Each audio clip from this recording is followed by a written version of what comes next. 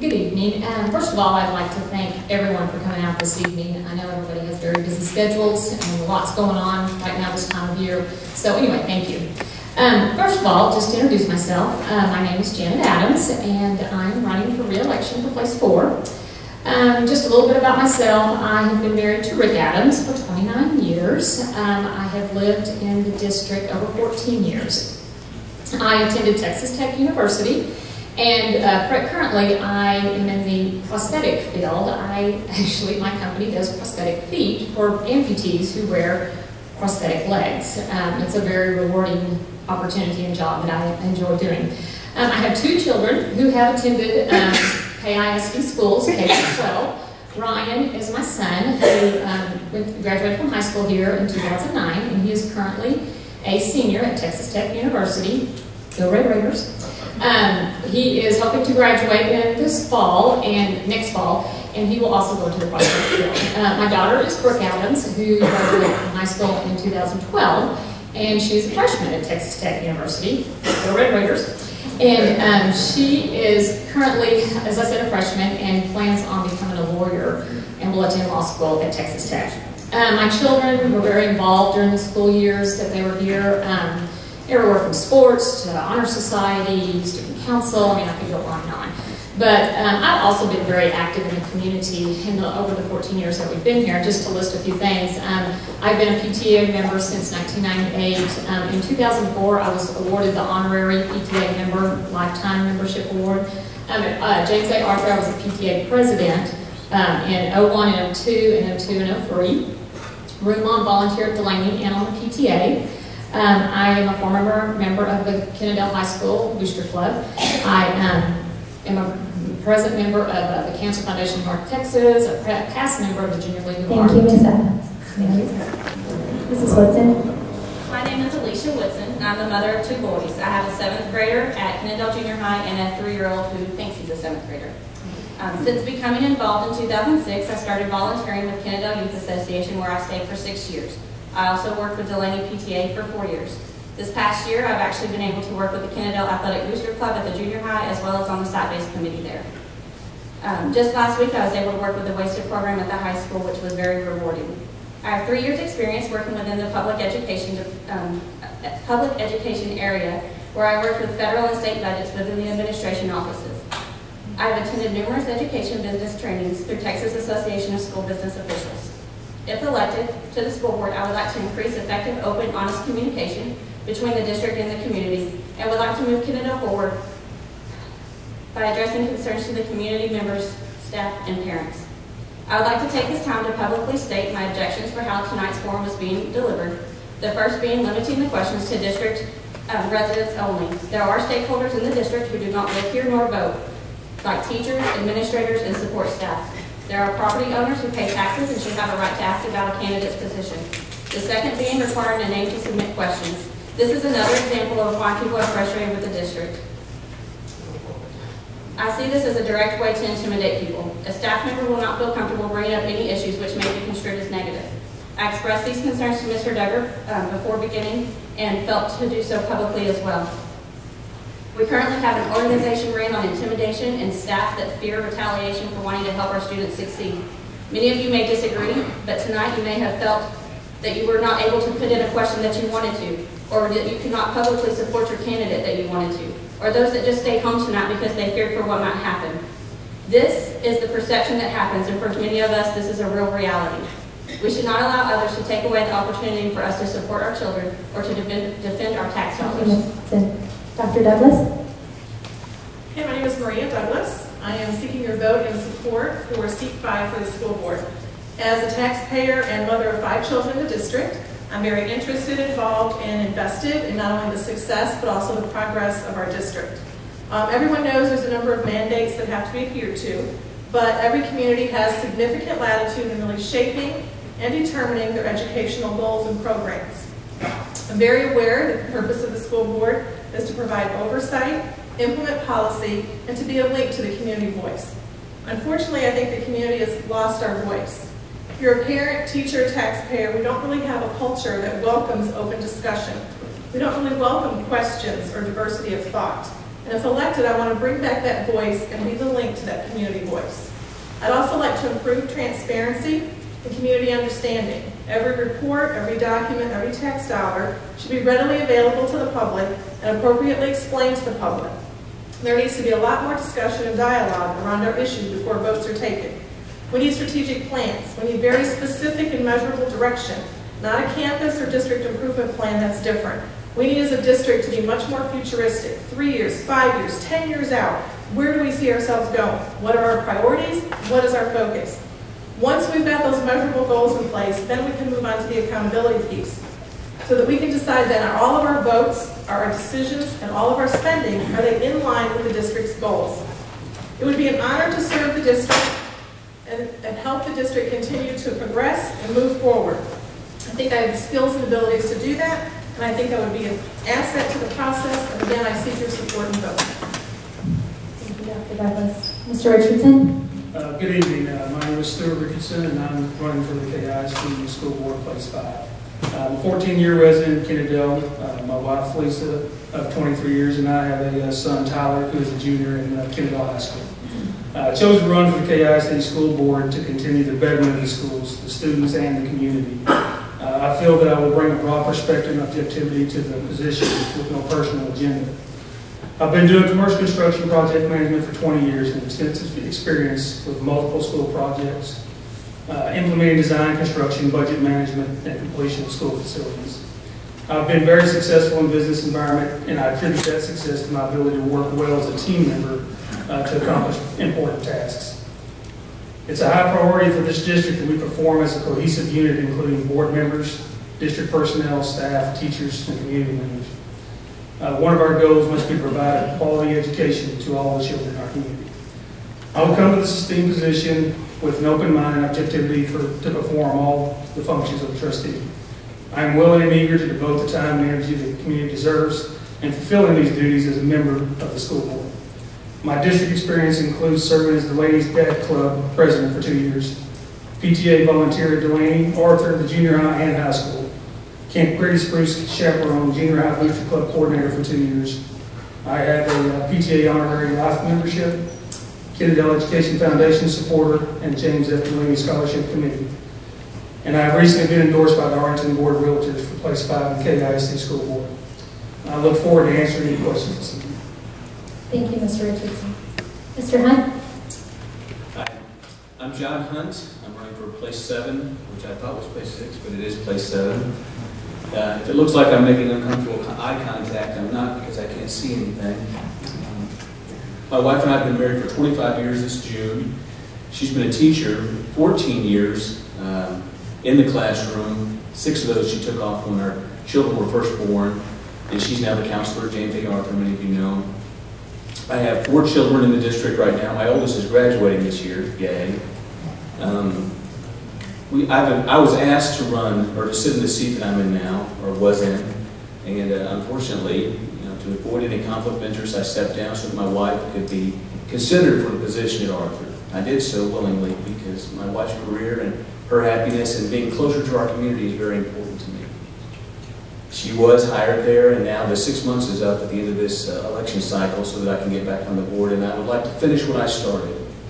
I was the school district invested some time and energy into me training me to be a board member, and I feel like I have an open mind. I've proven that as a board member, that I'm deliberate in my consideration of the issues before the board, and number one, I'm very proud of this district and of the people in this district, in this town.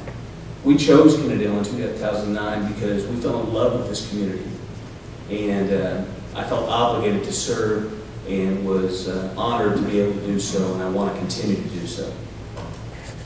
Thank you, Mr. Hunt. Mrs. Vigil? Good evening. My name is Stephanie Vigil. My husband and I have been residents of Kennedale ISD for 18 years, residing in Arlington. We have 2 boys attending schools in the district. We have a 7th grader at Kennedale Junior High and a 4th grader at R.F. Patterson Elementary. I would like to provide a strong representation of the Arlington residents within the school district, especially help representing the R.F. Patterson site. My goals, if elected to the board, would be to improve communications throughout the district, especially with community members, and to encourage community involvement with decision making. Thank We'll now move on to the question and answer portion of the evening.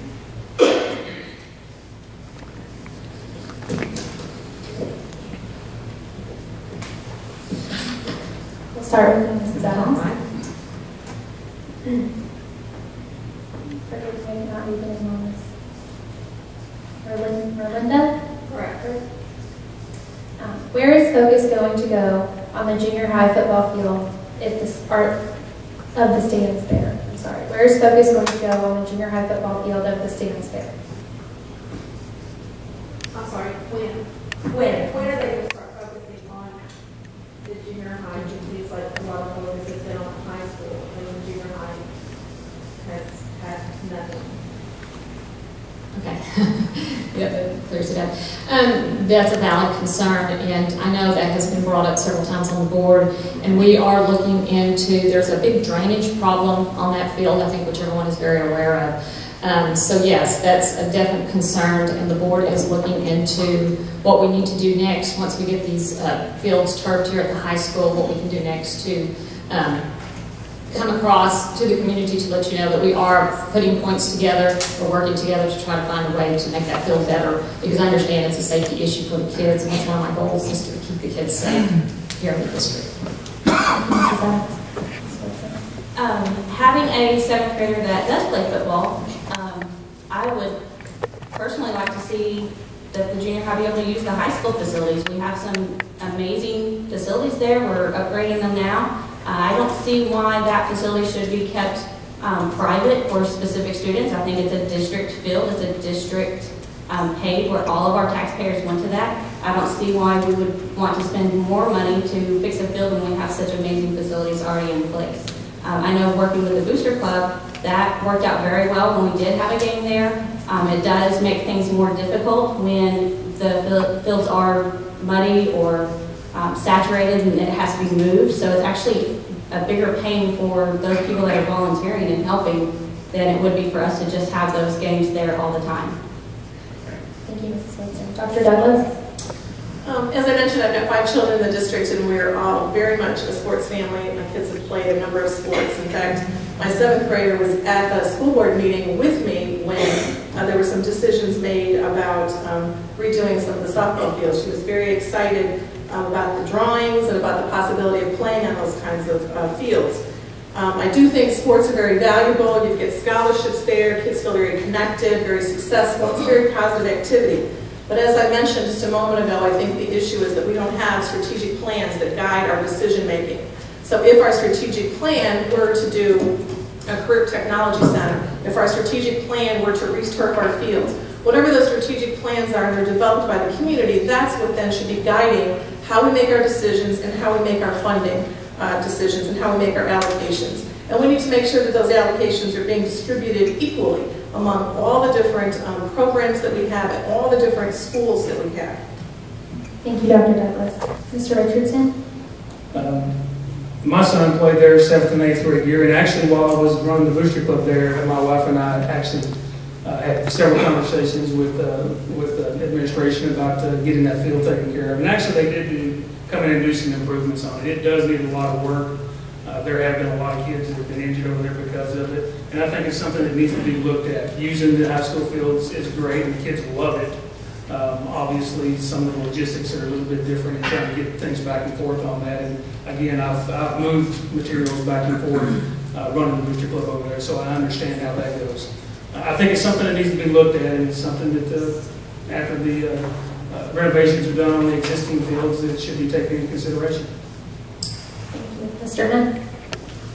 I would agree that that field needs to be looked at. It does have some issues. As we said, it's making some drainage issues down there, but they have done some work. They resurfaced that track, did a little bit of work down there, but it certainly does need to be looked at for the football field at least. I think there's lots of issues like that around other campuses that need to be looked at. You know, the improvements to the sports fields were necessary, I think, but there's issues throughout the district that need to be brought before and improved on an ongoing basis. Mrs. Vigil? I do too agree that we need to look into improving the field. My son at the junior high plays football out there. I do appreciate that we are able to play here sometimes at the high school, but we are training our younger junior high school kids to become athletes and represent here also at the high school.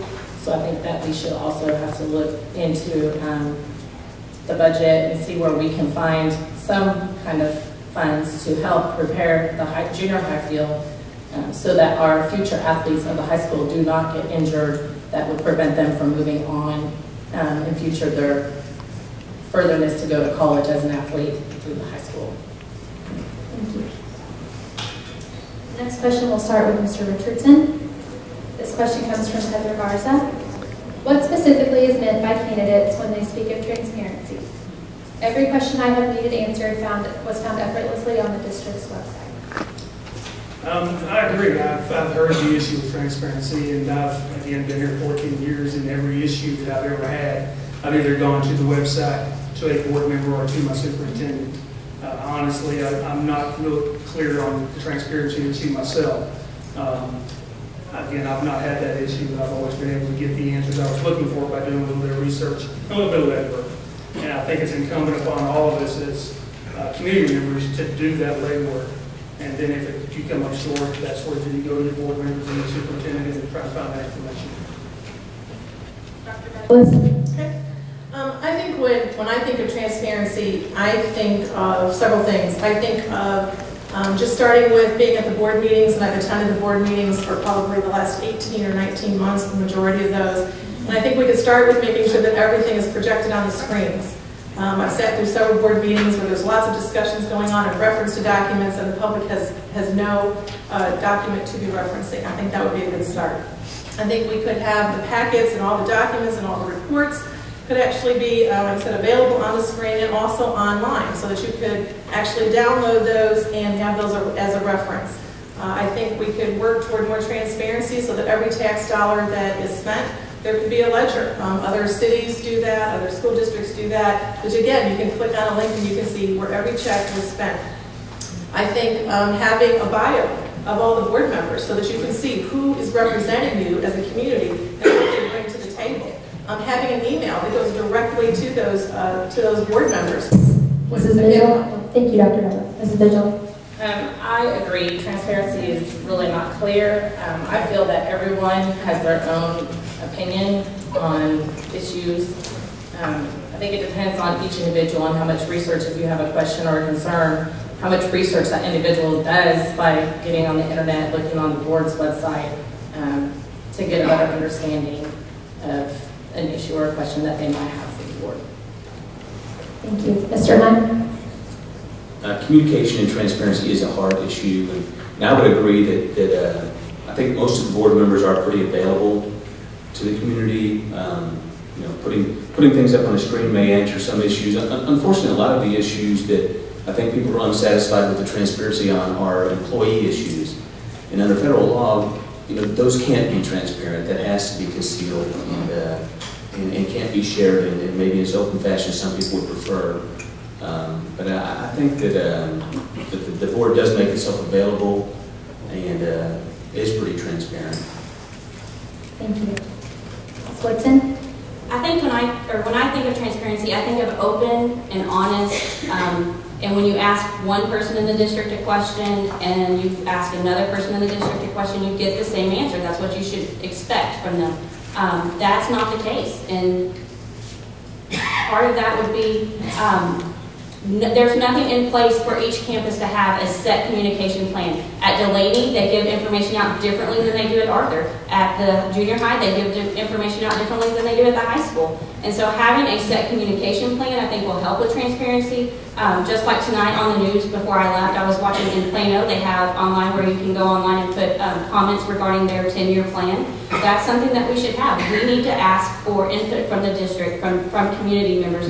And when we give our input, it should be listened to, and then we should be able to see that in action somewhere down the line. And I think that is, for me, where the transparency issue comes into place. When we do speak up, we do step up. Ms. Adams? I'm not real clear on the transparency issue either. As a current board member, each board member does have an email address that I check mine, that we can get emails at. As John stated, by law, there are certain things that a board member or a board can and cannot say, talk about during meetings, after meetings. But the board is very open, and I know myself, a lot of times after our board meeting, we all hang around, we visit with some of the people that come to the meetings. If they have questions, we're available. I have been to games, the grocery store, and people are very willing to come up to me, ask me questions about things that are going on in the district. And we're very open to share what we can and with our community members. And that was one of my goals, was to continue the open communication with the community. And we have come a long way from the last 9 years that I've been on the board. I really think we've been able to communicate a lot better in different ways with the community. Thank you, Ms. Adams. The next question will start with Mr. Hunt. This question comes from Nan Edwards. As a board member, what would be your solution for the overcrowding at Delaney?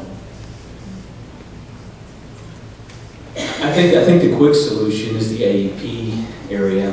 That's probably the easiest solution. That's why I think the board hasn't maybe worried about it quite as much. We have that area that we can go into. I would want to have solutions brought to me from the administration of that campus, though. You know, I want to know what the principals and vice principals there want to do. They're the people in touch with the students on the ground for us, and to give us the input and let us submit a plan to us that would allow us to make an informed decision rather than us looking at it from a bird's eye view and trying to make a determination of what's going on down on the ground. Thank you. Ms. Vigil? I think that we would need to look at the data and look at the zoning before we could make a decision as a board to what we need to do with the overcrowding and include the administration from Delaney and both Patterson. Thank you. Ms. Adams?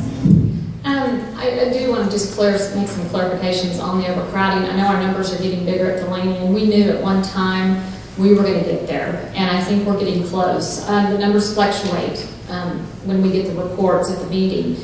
There is, we passed the bond back in 2004, I believe, to update the schools. We knew at that time that we might have to possibly put in another elementary school. We're not there yet. And I just want to assure everyone that the board is very aware of the situation, but it will take a lot of time and planning to come up with a solution for the situation at Delaney. And I really hate that there were rumors out there that we were going to bus 3rd and 4th graders out to Patterson, because never did the board even discuss that. We are just now getting to that point that we may need to come up with a solution, but it is going to take time. We will definitely involve the community, have committees, and come up with a solution. Thank you, Ms. Adams. Ms. Woodson? I do think it needs to be open to public discussion where ideas are put out there publicly for people to respond to. Just like Ms. Adams said, that this is something that's been known for a long time at the board, that this was going to be a problem, but yet I've been at the board meetings pretty regularly this year, and the last board meeting was the first time it's really been brought up. And again, it's not on the agenda for discussion for this next board meeting. So it's just a problem that keeps getting put off, and now it's a problem. It's a major problem. And I think that goes back to being transparent and opening up for discussion to the public and letting them know what is being discussed, and that we need to look into these issues before they become major problems. We need to fix them before they start. Thank you. Dr. Douglas? Again, mentioning I've been at the board meetings for the last 18, 19 months. Again, that's one of the issues. The attendance report is always given, but it's frequently given as 10 up, 5 down, stayed the same at the school. So you really don't know the numbers. They're not projected on the screen.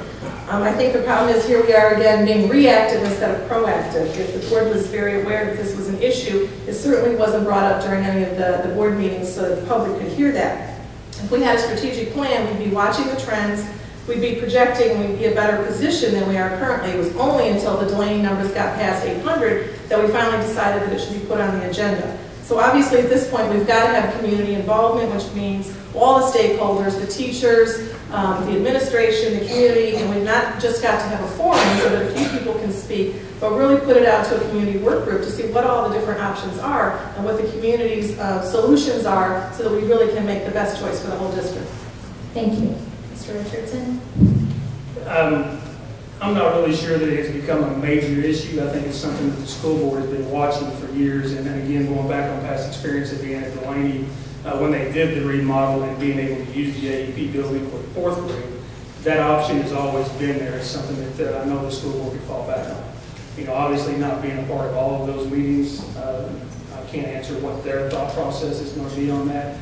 I do know that the numbers fluctuate so much week to week, not to mention year to year.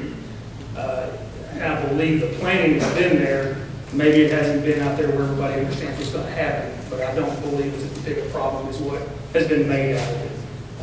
There's plenty of room to do what we need to do with the kids. And I agree with John. I think this is something that the principals and the administrators there need to let them, give them the opportunity to speak up and see how they want to handle that. Thank you. The next question, we will start with Mrs. Woodson. This question comes from Julie Green. What do you think about our district's AYP rating? The AYP rating, even coming from an education background, I know that it takes days to go through those trainings to fully understand AYP. But one thing that I can say is that we haven't met AYP. We're in stage 1, from what I understand, for reading and math. One thing that bothered me at one of the recent school board meetings was when the STAR test results for 3rd grade were brought up, and blame was put on the teachers. I think our AYP starts at the board level, it starts at the superintendent level, it goes down to the administrators, and teachers should not be blamed. We shouldn't be blaming those people that are in the front lines trying to work with our students daily. They should be getting leadership from administration and from our superintendent and from our board, and that's where we need to look, not at our teachers. I think blaming teachers is not right when it comes to AYP numbers. Thank you. Ms. Adams? I have to disagree. We hire our teachers and our principals to teach our children, and we hire very qualified and educated teachers, principals, etc. in our district. I know Karen Furman and several of them are working with the principals to put in new plans and structure into place to get these scores up, and it is a very big concern of the districts and of the school board, and we have put many things into place that they are working in the schools as of right now.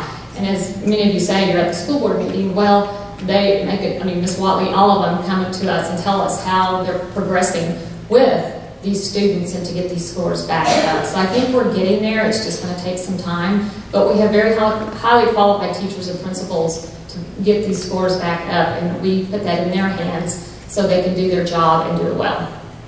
Thank you. Mr. Richardson? I'm obviously not real qualified to speak on that, but I do understand what AYP does for us. I also understand that it is the teachers and administrators that have to move that along. Obviously, that's something that I need to look into if elected to the board and see where we're going with that. But, you know, let the teachers do what they're doing. We have hired the people to do it. We do have Dr. Furman that's keeping up with what's going on and tracking our progress on that. And I do know that we have improved. It may not be drastically, but it has improved. So we just need to keep going forward with it. Thank you. Dr. Douglas? Yes, AYP means, you know, we're not basically meeting our own performance measures. So for 2 years in a row, we haven't met our own performance measures with our students, and we haven't met that in both reading and math at 3 of our different 5 campuses. I would agree that there are great teachers, administrators in place that are kind of looking at that, but again, as a district, we really need to be much more involved with what is the curriculum going to be, what is the additional training going to be, so that we can really put some significant changes into place, and we need to be monitoring that progress. We cannot keep not meeting our AYP goals without getting additional oversight, which we do not want to bring to this district as outside oversight. We've got to get our scores up. Thank you. Ms. Vigil? I do feel that AYP is very important. We need to look at the data before any decisions can be made on what needs to be done, possibly sitting down with all the teachers at each campus and the administrators, getting some feedback from them on what can go forward to help improve our AYP score. Thank you. Mr. Hunt? The words blame and our own standards have been used here, and you know, AYP is put in place to hold us accountable, to hold teachers, administrators, and board, everyone's to be held accountable to educating our children. Unfortunately, you know, apathy sometimes takes place, and there are children that can't be that have trouble meeting the standards, and the standards are getting higher and higher. They're very hard to meet. The problem comes, overall as a district, our AYP is not that bad overall, if you just look at our whole district. The problem is that when you get more than 50 students in a subgroup, that whole subgroup has to pass. And unfortunately, as we grow, we get more and more subgroups. And if one subgroup fails, then the whole thing fails, if you understand what I'm saying here. And this is the problem that we're having. And so it's really an arbitrary standard. It's very, very hard to meet. I think our test scores should be higher. But as I stated in the board meeting, when we first started holding our campuses more accountable on this, it's very, very important to get our parents involved. Next question, we will start with Dr. Douglas. This question comes from Joe Taylor. What do you consider the most important function or functions of the school board? I think the most important functions of the school board are to provide oversight and also to increase transparency. We've talked about increasing transparency and some of the ways to do that, make things more available, make things more accessible, whether that's at the board meetings, whether that's online, whether that's a link to be able to put in suggestions and comments for the community. And then also accountability, to look at our strategic plans and our goals so that we can measure success year to year and see whether we're headed in the right direction, where our decisions, our funding, our finances, and our votes at the board meetings are all in line with what those strategic plans are. And as a board member, that would be the role. Thank you. Mr. Richardson? I think what it is, I mean, the board is there to set policy, which is mandated by the state, and follow that policy, giving the support to the administrator and the superintendent, working together as a cohesive unit to do these, make these policies and put them in place. And again, give that support to the administrators and our superintendents to do the job they need to do to educate our children. The biggest thing I think as far as the board members concerned is that cohesiveness, being able to work together and get along and make it better for our children. Thank you. Mr. Hunt? Could you restate the question for me, Erin? Yes. What are your thoughts regarding our district's, what do you consider the most important function or functions of the school board?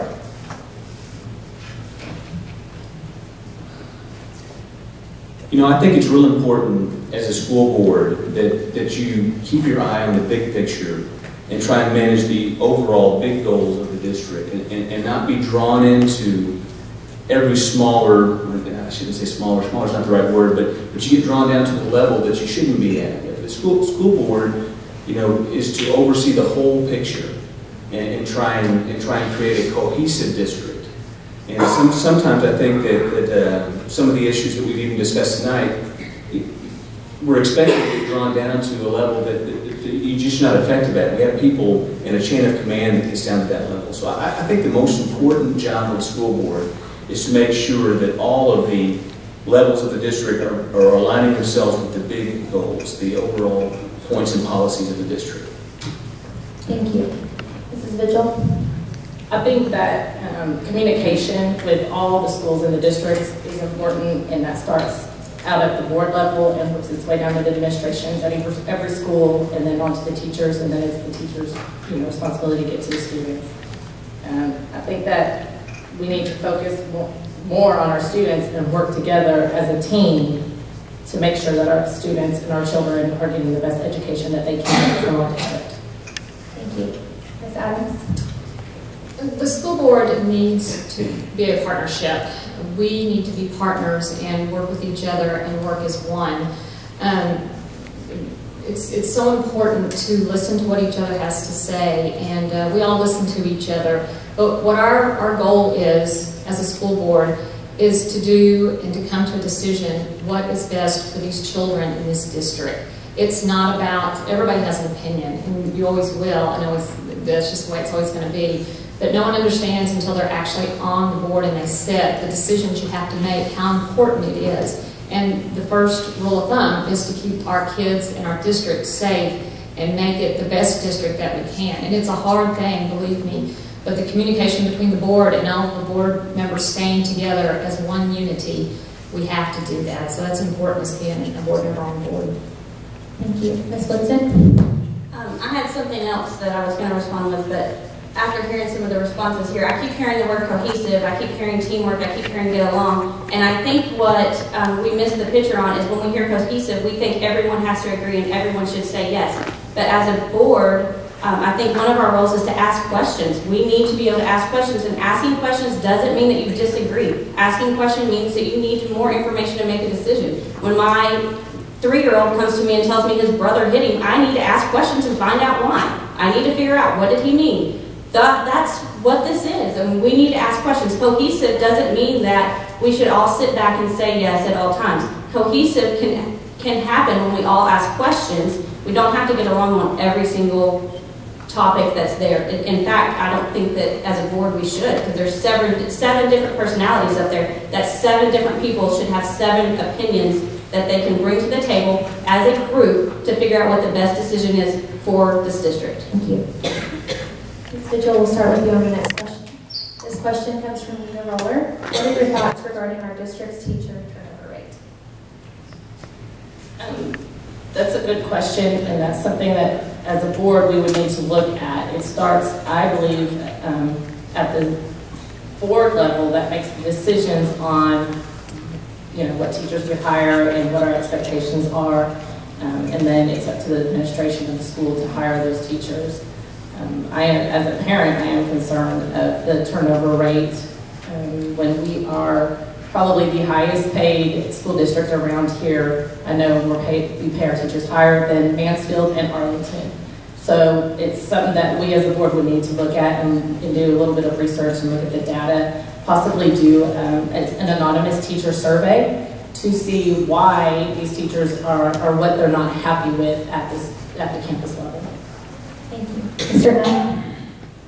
Nunn? I'm bringing teachers into the district. I think that may have been an overblown issue. I have heard people complain about it. My understanding last year, I think we lost 4 because they moved out of the district or out of the state, and then some because they were pregnant and wanted to stay home with their children. To me, that's not a turnover rate issue for those reasons. If you move out of the state, it'd be hard to teach here. If you want to stay home with your children, I encourage anyone who wants to do that. My wife did that. She took off 6 years to stay home with our kids when they were young. And I was extremely blessed and glad that she could do that, and we were able to afford her to do that. If there are issues with a convocation and visiting with teachers that I visit with, they seem extremely content here. I know my wife is happy here, and the teachers she talks with seem extremely happy here. So, Ms. Woodson? I'm going to actually disagree. 19.1% is our turnover rate. That is almost double the state average. That's high. That's incredibly high, especially when you're talking about educators that typically do like to stay in the district. Educators don't typically jump around. I cannot say enough about the staff that we have at each of the campuses. I've had several positive encounters, and I think that most of the teachers truly do care. I haven't had any really negative teachers that I can speak of, so I think that's a positive that comes from that. I think we need advocates at the campus, and I think when we use intimidation tactics, then it's hard to have advocates that feel free to speak out to an administration and let them know what they feel is best for our students, and I think that that's a big issue when it comes to turnover rate and the happiness of our teachers. Thank you. Ms. Adams? The teacher turnover rate. To be real honest with you, we have teachers that can't wait to get into this district. They are waiting for openings, and there's just not a lot of openings right now. And we have a list of people that really want to come into our district and teach because they hear it's very well done. As John said, within 1 year it can happen. You have women that have babies that want to stay home with them. A husband or wife get a job promotion, they move away. We've had a lot of teachers to retire. It's sad, we hate to lose those teachers, but it's time for their retirement and time for them to move on in another chapter of their life. I have just people that I know in the Arlington area, they would love to be into the Kennedale district. So as far as I'm concerned, our teachers are good, they're here to stay, and now with our teacher pay raises that we were able to give them, we are one of the highest paid in the district, in the area, and they're here to stay, and a lot of them have said, and the teachers don't want change. I can tell you that right now. If anything happens, they will go, but we don't want change. Mr. Richardson? I believe that the percentage that the year that was talking about was a year that we had several teachers that did take jobs elsewhere, actually taking a higher position in a different school. And I would think, just like with some of the coaches that have moved out, they've taken head coaching positions. And honestly, I think it's a good thing. They've come here. There are a lot of younger teachers and coaches that come in and are looking to better themselves. I don't see anything wrong with that. I don't think the issue is as bad as what it's been made out to be. I've known a lot of the teachers that are in the district for a lot of the years. They love working here. We've got friends in Mansfield also that say the same thing. You know, what's Kennedale doing? You're going to have turnover. It's going to be higher one year than it is the next. It's again one of those things that's going to change from year to year. Thank you. Dr. Douglas? Okay, it's my understanding a couple of years ago, actually, we increased our property taxes to the maximum amount allowable because we knew that we had this issue and we wanted to increase teacher salaries, thinking that we would fix the problem. The rate in the state is 12%. Kennedale ISD is 19.1, Mansfield 7.3, and Arlington 9.5. I'm pretty sure that Mansfield and Arlington have female teachers who are getting pregnant, want to stay home with their children. They have teachers that retire and promote on. They still have half the rate of the turnover that we do. So really that being the higher teacher salaries didn't fix the problem. It still needs to be a focus area. And instead of wondering and thinking that people are satisfied, why don't we do an independent survey from an outside administrator, and let's ask them. Let's ask the teachers about the morale, about their level of satisfaction, and let's get the input directly from them, and then we can really then address how we can get that rate at least to the state rate, and certainly below the state rate. We'll begin the next question with Ms. Adams. This question comes from Jim Glovier. Name a positive action the KISD board has taken towards a goal providing excellent education in the last 5 years, and how you, as a board member, would contribute to furthering that progress if you are elected or re-elected.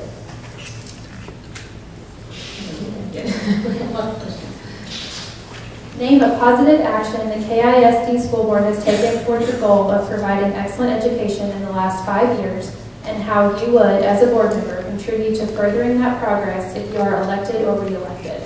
I think one of the positive things we've done is to raise our teachers' salaries, because we knew we were at a point that we needed to get to where the other districts were. And it has proven us right. We have been able to keep teachers and even bring some of the good teachers that left our district for higher pay back into our district and keep them. So I think we need to continue every year. We look at the salaries. We try to give between a 3 and 5% raise to these teachers to let them know that we do appreciate what they do. And they are teaching our children, and they are the best teachers in the district. And as I said, you know, many of them are trying to come into our district, but we need to keep the best and highly qualified teachers that we do have in our district. Ms. Woodson? I am at a loss. And I think, yes, paying teachers more helps, but when we talk about education, I'm thinking in the classroom. And being only at the board meetings for the last year, I don't know about a 5-year back. I would have to look into that. The one thing that stands out to me is when we talk about the STAR programs and the assessments, when I've heard Ms. Clear stand up and speak, or Dr. Furman speak about those, the way that they go about that, I think that does help. I think that they are going out to try to get training and bring it back. That's what it sounds like at some of the meetings. I think that's a good start. But not having any additional information beyond that, I can't really speak intelligently to that, so I'd hate to throw something out there. So, thank you. Dr. Douglas? I think some of the things that the board has done great is voting for the salaries for the teachers. Obviously, we began taping the board meetings, so those are now available for anybody in the community to go back and review those. We've made some decisions with our sports programs, our band, that they have done exceptional. I think we need to make sure that we're mirroring that now in our academic and educational achievements. I think when you talk with folks in the community, there is a great theme of a love for the teachers. They are really devoted to the students, and again, that's why that turnover rate is so important, that we need to make sure that that's a focus that we keep with some of our greatest assets in the district. Mr. Richardson? I think it's the improvement of the facilities we have, kind of mirroring some of what's been said already. Improving our facilities, giving our teachers what they need to work with, the media center, the PAC center. I think it's done a lot to help bring some of those teachers in, knowing that they're going to come into a facility that's state of the art. I think that's one of the things we need to look at and probably a little more vigilant in maintaining some of that. But I think that's a good starting point, keeping the facilities, keeping teachers in here, and giving the kids what they need to better themselves. Mr. Hunt? We have invested hundreds of thousands of dollars in our network and backbone for our networking and internet access, and we're getting prepared for what's coming down the road. I'm on the technology committee here in the district, and we're trying to plan 5 years down the road. And one of the things we came to right off the bat is that 3 years ago there wasn't even an iPad. We didn't know what that was, So trying to prepare for that down the road, we've started building and laying some foundations for that. The media center over there is evidence of that. But there's lots of other things going on behind the scenes that the board and the district is doing to prepare us to be teaching in the innovative ways with technology that we're being guided toward. Mrs. Vigil? I don't think that it's the dollar amount of what teachers get. Teachers go into the profession because they love education, and that they have the love of teaching our children, who are going to be our future citizens, to make decisions in life. I think that we need to keep our focus on the students in the classroom and make sure that each and every one of our students in this district is getting the curriculum and understanding it. We will begin the next question with Mr. Richardson. This question comes from Haley Green. What is the role of a school board member? The role of the school board member, I believe, kind of what we talked about earlier, is to help try and set policy and make sure that we're following the state mandate, and be that connection between the community, the teachers, and our kids. I think we're supposed to be, we're the stewards of the school, or of the administration, trying to make sure that we're pushing it in the right direction, continue to better the school district, and continue to help our teachers better the school district. Dr. Douglas? Our role as a trustee is really to have oversight of the superintendent and make sure that the goals of the district are being met, and our decisions and again our funding are in line with those goals. Having a strategic plan with specific measurable direction and goals helps. So again, year to year we can measure, are we making progress like we're supposed to be? And then again, the trustees serve as the link to the voice of the community. Whether you're a taxpayer or any kind of stakeholder, a teacher, staff, a student, you need to have a voice. And trustees are that link to that community voice. Thank you. Mrs. Vigil? Personally, I think as a board member, our most important role is to be the #1 advocates for the students of the district. And I also think that we serve as a voice of the community. Mr. Hunt? I think the role, as I said earlier, of the school board as an entity is to keep its eye on the big picture, to oversee the superintendent, to balance the taxpayers, the parents, the students, all those things. And it's, of course, as an individual, you're drawn to the needs of the children more than anything, just because that's something that all of us care about deeply, I know. But the #1 role, I think, of the school board is for someone, a group of people, to step back and try and keep their eye on the big picture. Mrs. Woodson? I shouldn't read, but I'm going to read something from the Center of Public Education based on the roles of a school board member.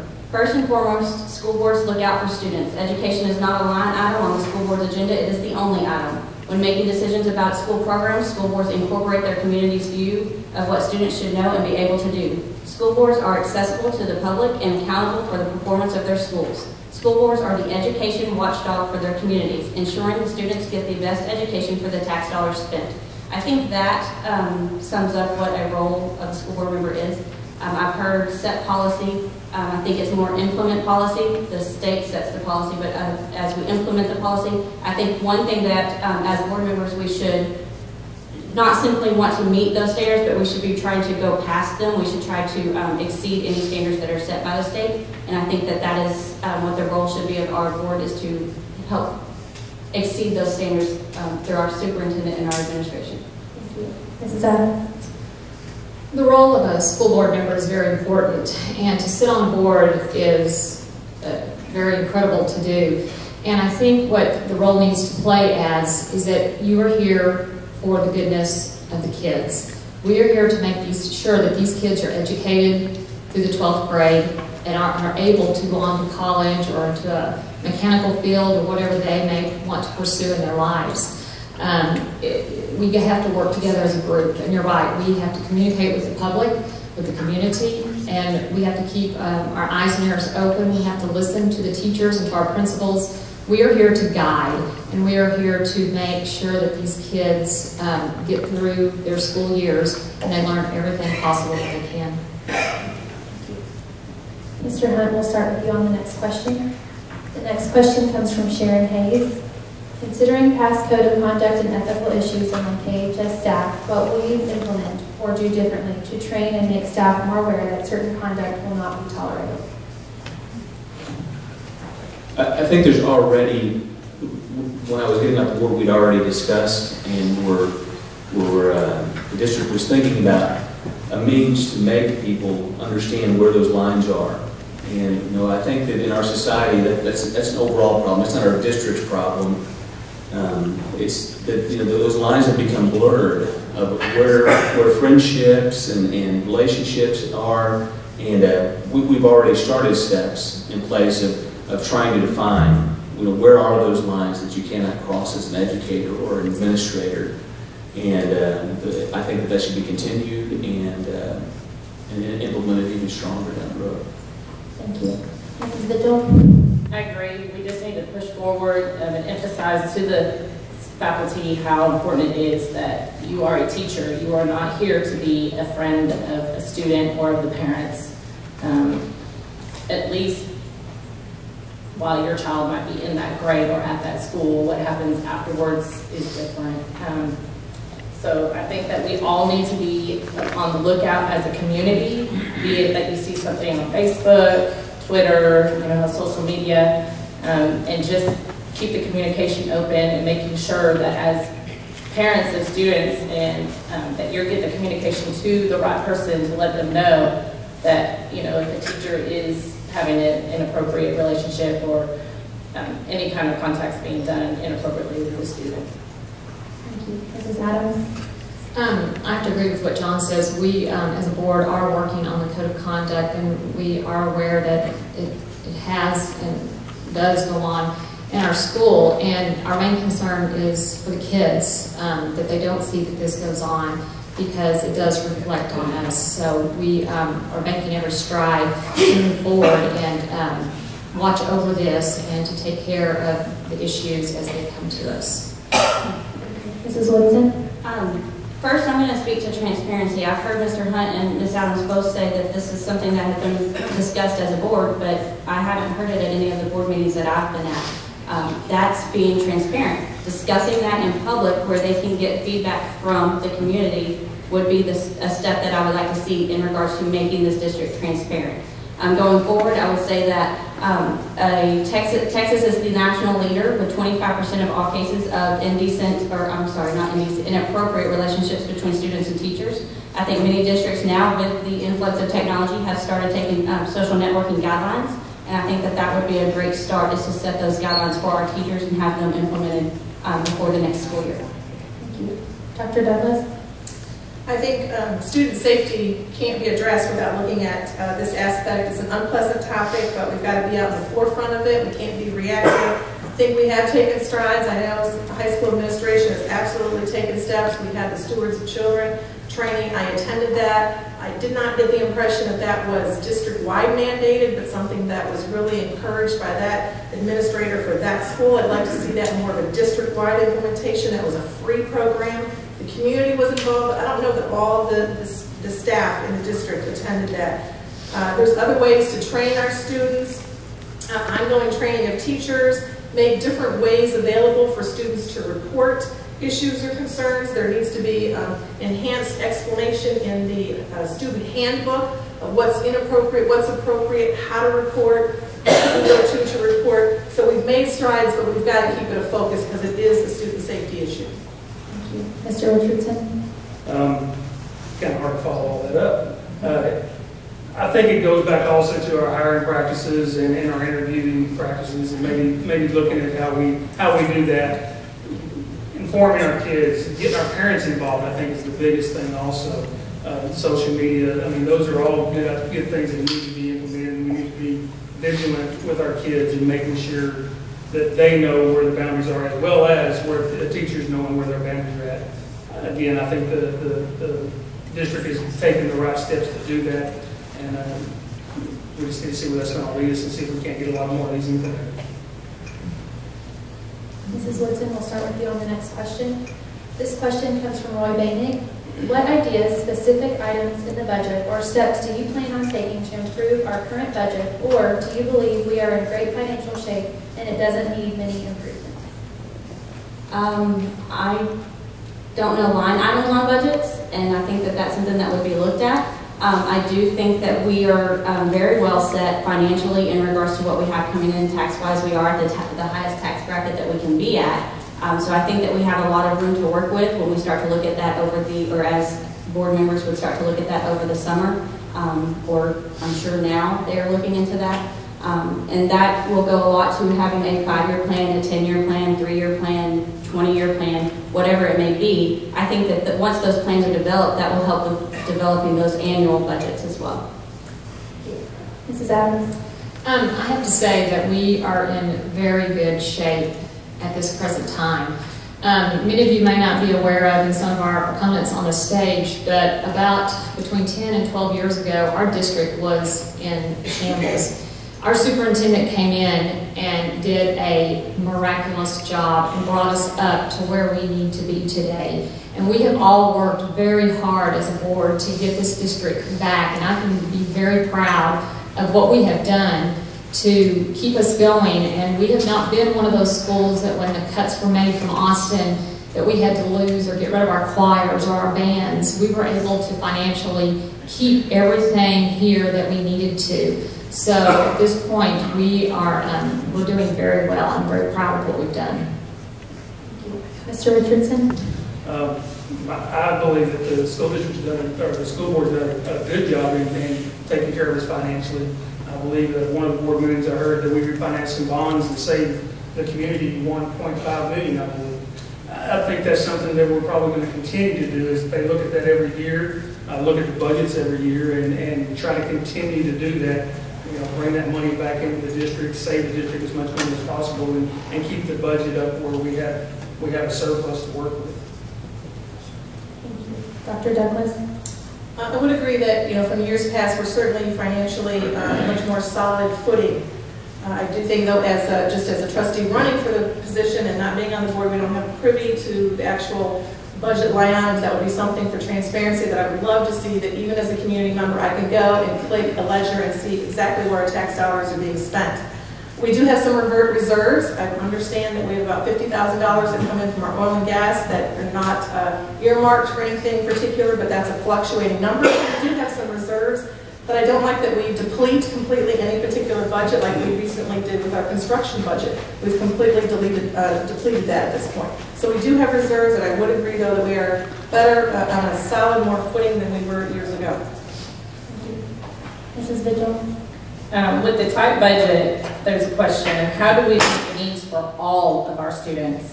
From special education to the gifted and talented students, we would need to do an analysis of the budget on how we're spending taxpayers' money. Are we spending it on wants or needs? Mr. Hunt?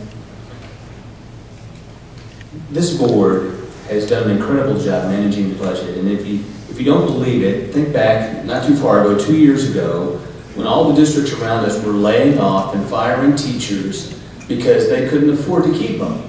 And I've heard complaints tonight about our tax rate, and about leveling out budgets and all kinds of things like that. Well, I want to say that financially, this district and this board has done a fantastic job. We didn't have to fire teachers through that. In fact, we gave a raise that year. So, I think we were on an extremely sound footing. There's been long-term planning, buying that tract out by 287, all kinds of things like that the board has done. They're fantastic decisions financially. We'll start with you, Dr. Douglas, for the next questions. Are you in compliance with the campaign finance reporting requirements as required by the Texas Ethics Commission? How much money have you declared you have spent on your campaign? Yes, I am in compliance, and I have declared income of, donations on the declaration form were $25, expenditures were about $2,800. So yes, I am in compliance. That has been filed. Yes, I am in compliance. I think I've spent, I turned in $940 worth of expensive. All my reports have been filed and returned in on the 11th as required. Mr. Hunt? Yes, I spent $500 and received $500, so I'm already doing it. Mrs. Vigil? Yes, I'm compliant as of right now. I've spent $0. It's been strictly by word of mouth.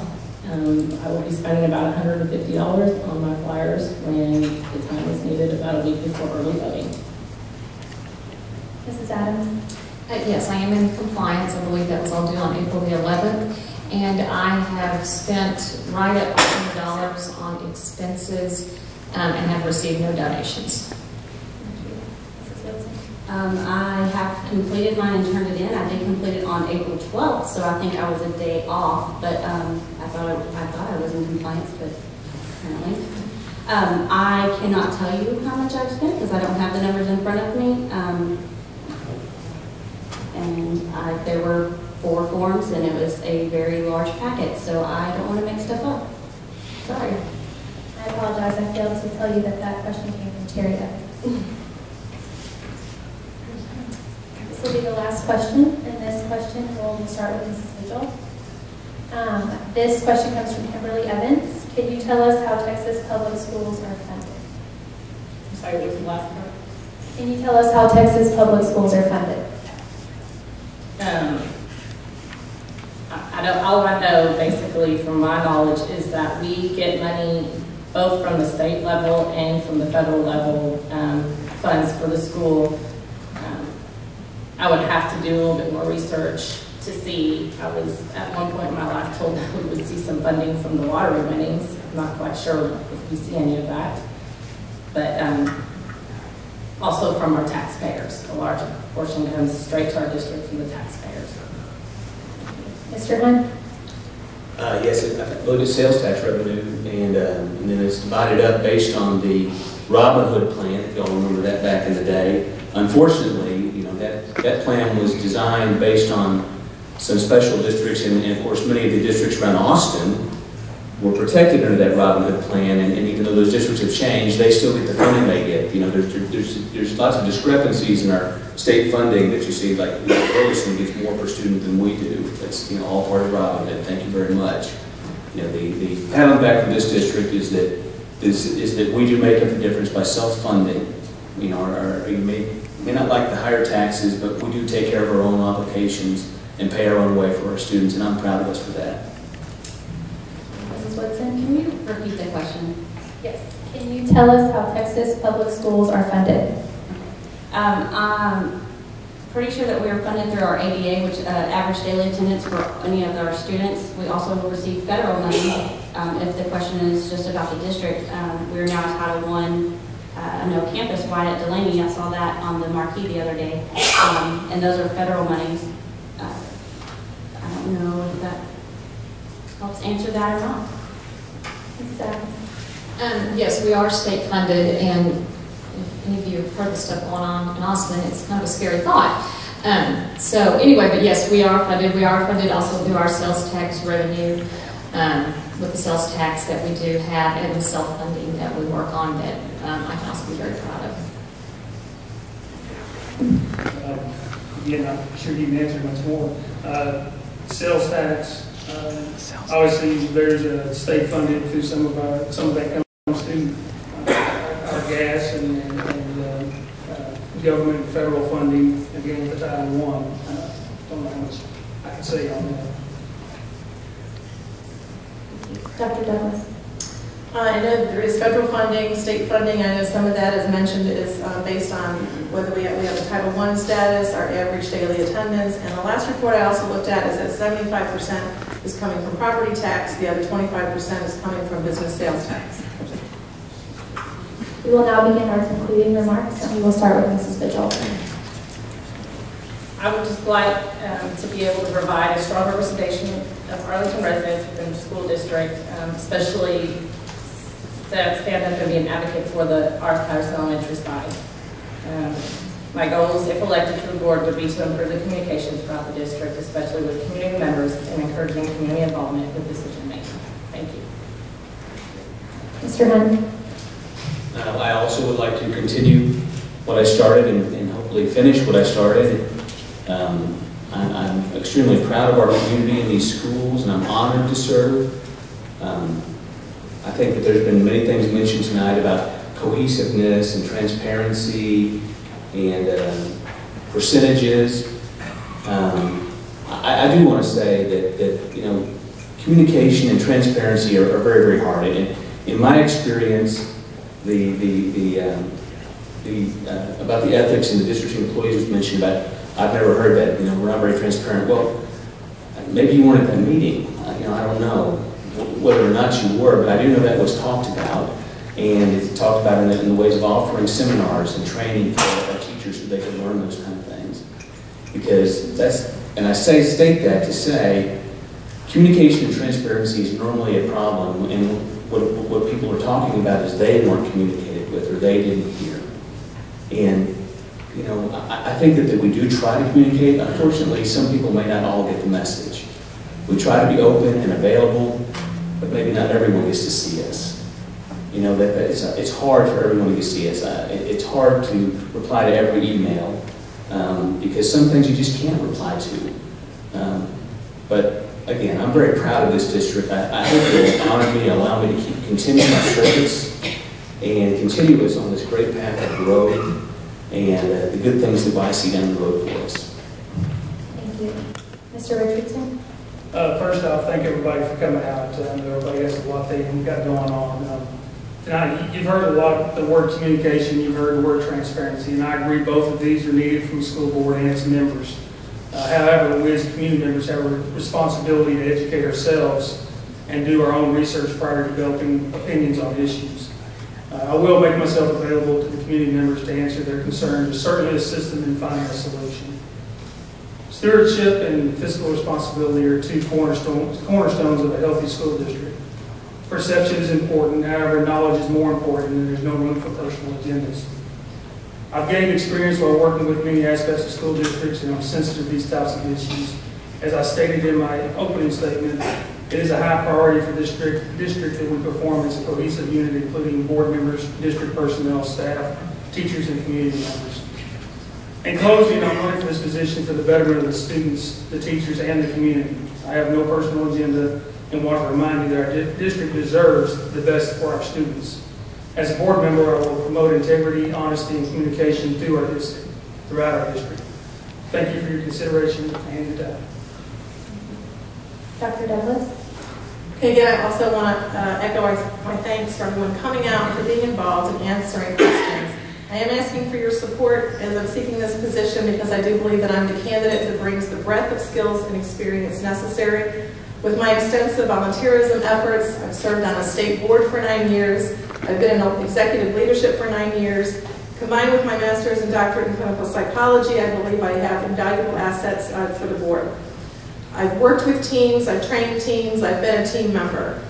The teams that I've worked on can embrace change, they can respect differing opinions, and you can still work as a unit. You can still work as a cohesive group and accomplish tasks. I think if you speak out at meetings or you run for a trustee seat, you must have some personal agenda. And as a mom and a taxpayer, I'm invested in the success of the district, and I'm invested in the success of our ability to mold and shape the futures of our leaders. So if that's personal, then yes it is. My agenda, I have fresh ideas, new perspectives, I want to advocate for the kids and bring a voice to all the community stakeholders. And I want to raise the bar as we move forward. I'm not satisfied with the status quo, and I hope you're not either. I'm not happy with our reading and math scores, our teacher turnover rate, our tax rate, that we don't have a strategic plan for the district. The level of transparency needs to be improved, as does our openness. I want to focus my volunteer time and energy and invest on what really matters most. And what really matters most is our kids and their educational futures. It would be an honor to serve as a school board trustee, and again, I appreciate your vote and your support. Thank you for coming. Mrs. Woodson? I'm going to go through the goals that were set as school board goals that they set themselves. And as I go through them, I just ask that you grade the district on each one. Goal 1, KISD has quality and highly motivated staff and faculty. Yes, I would say yes, we do 110%. I think our teachers are amazing and no one can take that away from us. We do have teachers that care, and you can see it every day when you go into any campus within the district. One thing that I would like to say is why we have our turnover rate of 19.1%. Why would teachers leave one of the highest paying districts if the environment was supportive to a partnership with staff as the board objectives state? Delaney rumors of K through 2 being at Delaney and 3 through 4 being at Patterson is going to be discussed Thursday. I saw that on the agenda at the school board meeting. That came from an administrator, but yet no one can stand up and say that because they fear for their job. And that's not right. That we have to listen to a rumor when it was started, and we know it, we heard it, we just can't say anything because they're scared. That is the tactics that are being led by, or intimidation and scaring each other. Goal number 2, KISD has quality programs that meet the needs of a diverse student population. The objectives for this goal include using state-of-the-art technology for learning, and the facilities are adequate, which is the exact word that was used, for the student population. Delaney Elementary is overcrowded, having to offer classes in what used to be a PTA storage closet. I think that that's a major concern when students are in a closet. Patterson, because parents with special needs children are forced to have students at both Delaney and Patterson because only one teacher is available to support their child's needs for the district. At 2 different campuses, parents were told that technology was not being approved at this time as it broke because of budget cuts, which is not true. The state did fund technology, it was just put into a different level. Thank you. Yeah, if I'm reelected to the board, I just want everyone to know that I want to continue positive communication, improve the technology that turns around every 3 years, and we need to keep our children safe in many different ways and continue to grow as a district. Everyone needs to realize that the board is a group, and we come together as one. And we need to all respect each other and our opinions and our values and what we bring to this board. And if we don't, we're in big trouble. And that's why we have to work as partners and we have to work together. This district does not need a group that can't manage to get their facts straight on issues that seem to start rumors in the district on things that they're uncertain about. We just don't need these kind of people on the board. We've worked too hard as a board, to bring this district up to where we need to be, and we're there. And we have got great kids in this district, and if I'm reelected, I'm going to continue to work as hard as we possibly can to keep growing this district. That's what we're here for. And if some think it's transparency or whatever it may be, that's not the case. We are all here to do the same thing, is to keep our kids safe and to do the best job we can as board members. Thank you. That concludes the candidate forum for this evening. We appreciate you all coming out.